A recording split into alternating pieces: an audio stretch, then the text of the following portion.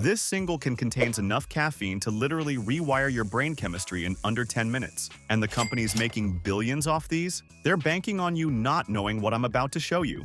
By the end of this video, you'll never look at energy drinks the same way. Let's get into it. Okay, real talk. How many of you grabbed a Monster, Red Bull, or Celsius today? Don't lie, I see you.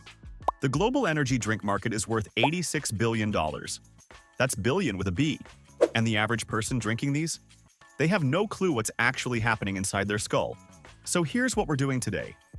I'm breaking down the exact biological cascade that happens when you crack open one of these bad boys.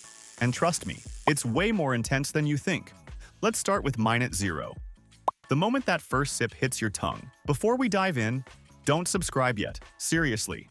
Wait until minute 5 when I show you what energy drink companies don't want you to know. Then decide if you want more of this. Fair? Fair. Okay, let's mess with your brain chemistry. Within 10 minutes, the caffeine from that energy drink is already in your bloodstream. But here's the kicker. It's not just caffeine.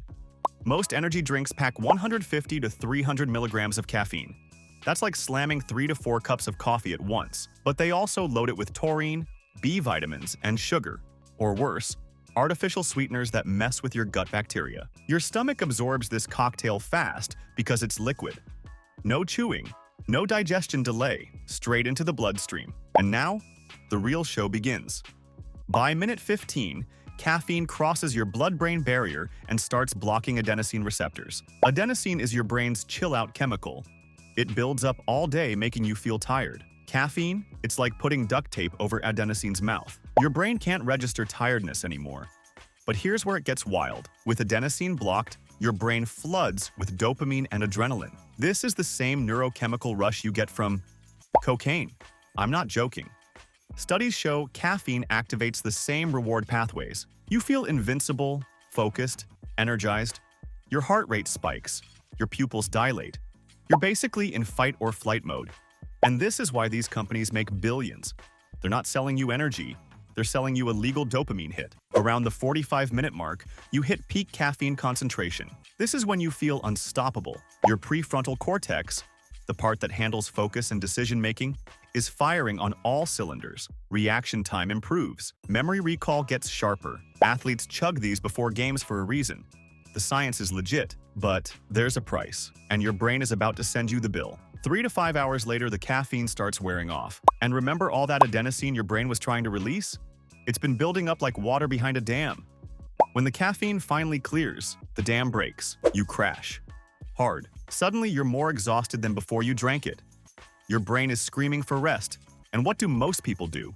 They grab another can. And the cycle begins. Now here's what they don't put on the label. Regular energy drink consumption, we're talking daily or multiple times per day, literally changes your brain structure. Your adenosine receptors multiply. Your brain says, if you're going to block these receptors, I'll just make more. So now you need more caffeine just to feel normal.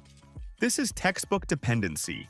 And studies link chronic high-dose caffeine to anxiety disorders, sleep disruption, even 12 hours later, increased heart arrhythmia risk, potential cognitive decline in young adults. And for teenagers, their brains are still developing. Flooding a teenage brain with this much caffeine can literally alter how their reward system forms. We're talking long-term consequences. Alright, we're halfway through and you're probably thinking, why did nobody tell me this before? Well, subscribe, and you'll be the person who knows this stuff. You'll be that friend at parties who casually drops brain science and everyone goes, wait, what? Trust me, it's a good look. Hit that button. So why do energy drink companies hide this? Simple. They don't have to tell you. These drinks are classified as dietary supplements in most countries, not food or drugs. That means less regulation. No warning labels about dependency. No limits on caffeine content. Red Bull's slogan is, gives you wings. What they don't say is those wings come with a neurochemical price tag. They market these as performance enhancers, lifestyle products. But your brain, it just sees a drug. A very effective, very addictive drug. Look, I'm not here to tell you to never drink energy drinks. That's your call. But here's what you should know. 1. If you're gonna drink them, do it strategically. Not every day. Your brain needs time to reset those adenosine receptors. 2. Never drink them after 2 p.m. Caffeine has a half-life of 5 to 6 hours. That 3 p.m. Red Bull, still 50% active at 9 p.m. when you're trying to sleep. 3. Watch for dependency signs. If you need one to function, that's not energy, that's withdrawal. 4. Hydrate. Caffeine is a diuretic. It makes you pee out water. Most of that crash feeling? Dehydration messing with your brain. 5. Know your limits. FDA says 400 milligrams of caffeine per day is the safe maximum for adults. 1 Bang energy drink? 300 milligrams. You're already at 75% of your daily limit from 1 can. And here's the thing that really gets me. We live in a culture that glorifies exhaustion. Hustle culture.